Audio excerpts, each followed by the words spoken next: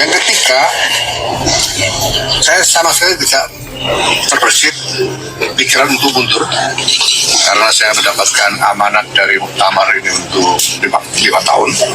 Pada muktamar 34 yang lalu saya mendapatkan mandat 5 tahun dan akan saya jalani selama 5 tahun. Insya Allah saya sanggup. Maka saya sama sekali tidak terbersit pikiran untuk mundur. Nah, yang keempat, bahwa kalau dikatakan kemarin itu sebagai keputusan rapat syuriah, rapat harian syuriah yang punya konsekuensi akan memundurkan ketua umum, maka saya badaskan bahwa rapat harian syuriah menurut konstitusi ADRT tidak berwenang untuk memberhentikan ketua umum. Memberhentikan fungsionaris yang lain saja tidak. Ya.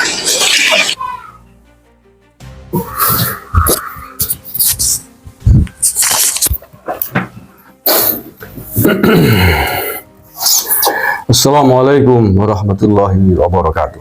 Bismillah, alhamdulillah. Salatu wassalamu ala rasulillah, la hawla wa la quwwata illa billah, amma ba'dah. Saudara-saudaraku sebangsa tanah air yang saya cintai, saya banggakan. Itu tadi adalah respon terbaru dari Gus Yahya Khalil Stakuf, Ketua Umum Pengurus Besar Nahdlatul Ulama, merespon keputusan hasil rapat sidang Dewan Syuriah PBNU yang sudah kita bahas sebelumnya ya. Keputusannya Kiai Miftahul Ahyar, Rais Am PBNU, meminta Gus Yahya untuk mundur. Kalau tidak mau, maka dalam 3 hari berikutnya sejak tanggal 20 akan dipecat. Nah, tadi itu jawaban dari Ketua Umum PBNU. Artinya apa? Artinya bahwa Gus Yahya Khalil Stakuf tidak mau mundur dan tidak mau mengikuti perintah dari Rais Amnya.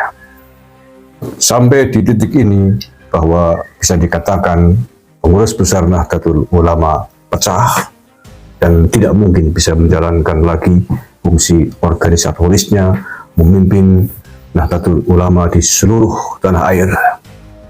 Karena pengambil kebijakan, tokoh kunci pengambil kebijakannya yakni Rais Am dan Ketua Umumnya sudah terjadi perpecahan dan sudah ya dalam konteks fisik sudah berkelahi sebenarnya.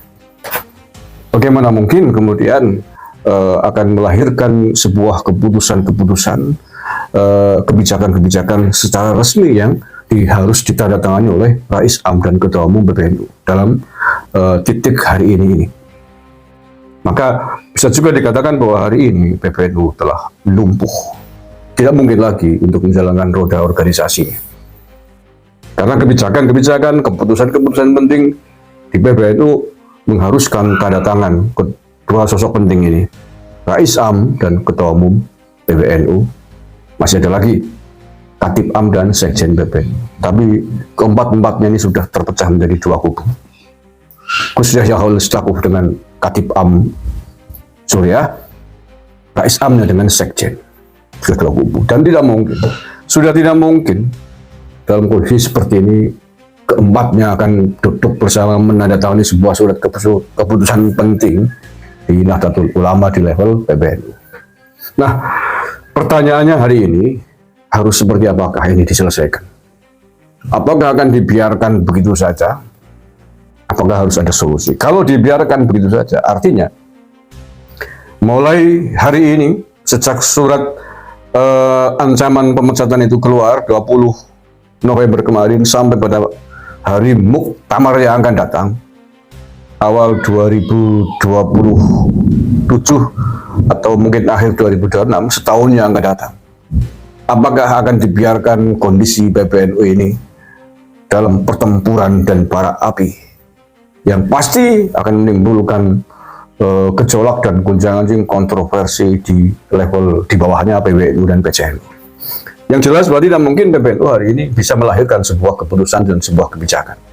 Siapakah yang berhak untuk mengatasi semua ini? Silakan ketua PWNU dan ketua PCNU di seluruh Indonesia berpikir. Mohon maaf. Kalau ada ketua PWNU hari ini mengatakan gak usah ikut-ikutan konflik polemik di PBNU, biarkan itu urusan PBNU. Itu ketua PWNU malas, ketua PWNU yang tidak mau berpikir, dan ketua PWNU yang tidak bertanggung jawab akan kondisi organisasi yang sedang terjadi. Lalu di atas sedang cakar-cakaran berkelahi kok bilang menyerahkan kepada PBNU. Diserahkan ke siapa? Rais Am. Rais Am sudah berniat sangat buruk menghabisi, menghancurkan, memecat ketua umumnya, padahal itu tidak diatur oleh ADART. Nah, sementara ketua umum PBNU juga tidak mau mengikuti perintah ya karena memang tidak ada aturannya. Saya benarkan, tapi bukan di situ yang saya maksudkan. Yang saya maksudkan adalah bahwa hubungan organisatoris pengambil kebijakan di PBNU ini sudah tidak bisa bekerja lagi. Sudah tidak mungkin bekerja lagi dalam kondisi seperti ini. Ya, kecuali besok kemudian ketua umum PBNU dan Rais Am-nya berangkulan, bersalam-salaman, menganggap tidak ada persoalan lagi. Itu mungkin bisa dilanjutkan. Tapi dalam kondisi seperti ini, mungkinkah itu terjadi?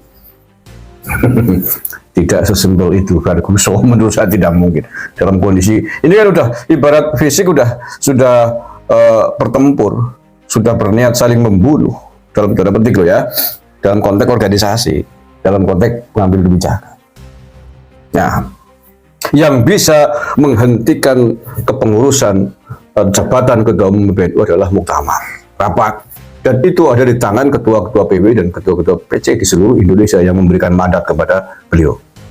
Begitu juga Rais Am juga bisa diberhentikan di tengah jalan kalau PWNU dan PCNU ini kemudian bisa berkumpul dalam sebuah rapat muktamar atau apapun namanya. Tidak bisa di antara keduanya menghentikan satu dengan yang lain. Ketua PBNU juga tidak bisa menghentikan Rais Am.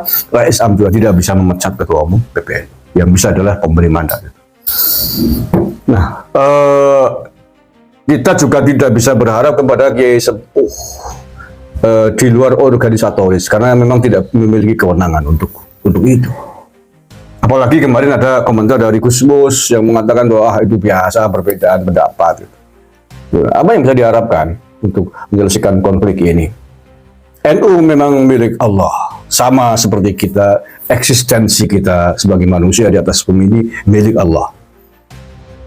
Tetapi ketika sudah melihat dua anaknya berperang, saling ancam-ancaman, saling menghunus pisau, kemudian sang orang tua mengatakan, nggak usah dipikirin, itu milik Allah. Itu namanya orang tua yang membiarkan potensi kejadian saling pembunuhan di antara anak-anaknya terjadi. Menurut saya ini juga tidak bisa dibenarkan. Itu adalah orang tua yang malas untuk menyelesaikan masalah atau mungkin ingin lari dari tanggung jawabnya sebagai orang tua.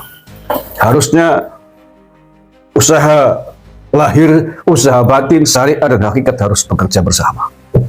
Tidak bisa anaknya sudah saling menghunus pedang, mau saling membunuh kok. Orang tua mengatakan nggak usah dipikirin, itu urusannya pangeran. Itu anak saya kan memang milik Allah. Ya betul, tapi bahwa kita dikasih akal dan pikiran mestinya kemudian digunakan untuk berpikir bagaimana menyelesaikan konflik yang terjadi di antara anak-anak. Ya. Nah, menurut saya karena otoritas penghentian ketua umum PBNU, begitu juga Rais Am PBNU adalah muktamar, maka forumnya adalah muktamar. Kalau muktamar secara normal saya kira masih panjang, 1 tahun, dan ini kalau kemudian harus menunggu 1 tahun. Dalam kondisi elit PBNU pengambil kebijakannya sudah berkelahi seperti ini, saya kira ini mengkhawatirkan bagi nasib NU, nasib PBNU ke depan. Kasihan PWNU, PCNU yang membutuhkan arahan dan kebijakan resmi dari PBNU. Nah, oleh karena itulah menurut saya ada yang mengusulkan muktamar dipercepat. Saya kira itu sepakat saya sebelum sampai kepada muktamar luar biasa. Muktamar luar biasa kan kalau jalan musyawarah normal sudah tidak bisa atau tidak mungkin dilakukan, baru ditempuh jalan paling pahit yaitu muktamar luar biasa yang dipaksakan. Mudah-mudahan para elit PBNU, para kesepuhan PBNU yang punya otoritas bisa menggagas, menginisiasi bagaimana agar muktamar ini bisa dipercepat dilakukan untuk menyelesaikan huru hara ini, untuk menyelesaikan gendera dan gonjang ganjing di PBNU ini. Saya kira hanya itu solusinya, hanya itu, karena sudah berhadapan-hadapan antara Islam dan Ketua Umum PBNU. Kalau hanya perbedaan pendapat masalah politik kayak atau kebijakan-kebijakan kecil mungkin, tapi ini sudah ancaman memecat, menghentikan, kan tidak mungkin lagi untuk bertemu dalam satu meja, dalam satu forum. Tidak mungkin lagi untuk menandatangani antar beliau-beliau itu. Ya menurut saya adalah reshuffle semuanya. Ya, apa yang bisa kita harapkan? Apa yang bisa kita harapkan dengan Rais Am? Apa yang bisa kita harapkan dengan Ketua Umum PBNU ketika mereka tidak bisa menjadi contoh di dalam memanage organisasi, ketika mereka bertempur sendiri, meributkan posisinya masing-masing? Apa yang bisa kita harapkan? Tidak ada. Maka karena mereka bila-bila sudah nggak bisa menjadi contoh yang baik, semuanya menurut saya Rais Am dan kubunya telah mencontohkan perbuatan yang sangat destruktif bagi organisasi NU, membuat sebuah keputusan di luar otoritasnya, menyalahi ADART. Ini adalah contoh perbuatan yang sangat buruk di dalam berorganisasi. Begitu juga Ketua Umum PBNU Gus Yahya Holil Stakuf. Apapun ini juga tanggung jawab sampean Gus sebagai Ketua Umum PBNU. Dengan adanya Rais Am yang tega dengan panjenengan, sekjen yang berkoalisi dengan Rais Am, ini bukti bahwa Anda tidak becus, tidak mampu memanage PBNU dengan baik dan benar. Sehingga terjadilah pertempuran politik organisasi ini. Maka menurut saya, kalau mungkin keduanya memang ingin memandang bahwa NU ini harus dipertahankan dengan baik dan panjenengan mau memberikan contoh yang baik kepada kader-kader muda NU di seluruh Indonesia, secepatnya digelar muktamar yang dipercepat. Atau kalau tidak, muktamar luar biasa, apapun. Karena panjenengan sudah tidak mungkin lagi bisa dipercaya oleh jajaran pengurus NU di level di bawahnya. Tidak mungkin bisa bekerja lah. Sebaik apapun panjenengan sendiri, kalau kemudian Rais Am-nya juga sudah tidak mau dengan Anda. Tidak mungkin kan bertanda tangan, menandatangani surat sendiri kan tidak mungkin. Nah, solusinya menurut saya adalah muktamar luar biasa atau muktamar dipercepat, itu lebih halus agar tidak ada cacat di dalam tubuh organisasi NU ini. Saya acung jempol kalau kemudian Gus Yahya Holil Stakuf mampu menggelar muktamar dipercepat atau muktamar luar biasa untuk kemudian ada pergantian pengurus PBNU yang baru. Hentikan konflik ini dengan baik-baik dan dengan kedewasaan sebagai seorang ulama, sebagai seorang tokoh, sebagai seorang resi. Jangan berikan contoh kader-kader muda NU untuk menyelesaikan polemik organisasinya dengan pertempuran, dengan konflik dan saling bunuh karakter antar satu dengan yang lain. Itu adalah contoh yang sangat buruk dan luar biasa. Naudzubillah min dzalik. Demikian, terima kasih. Assalamualaikum warahmatullahi wabarakatuh.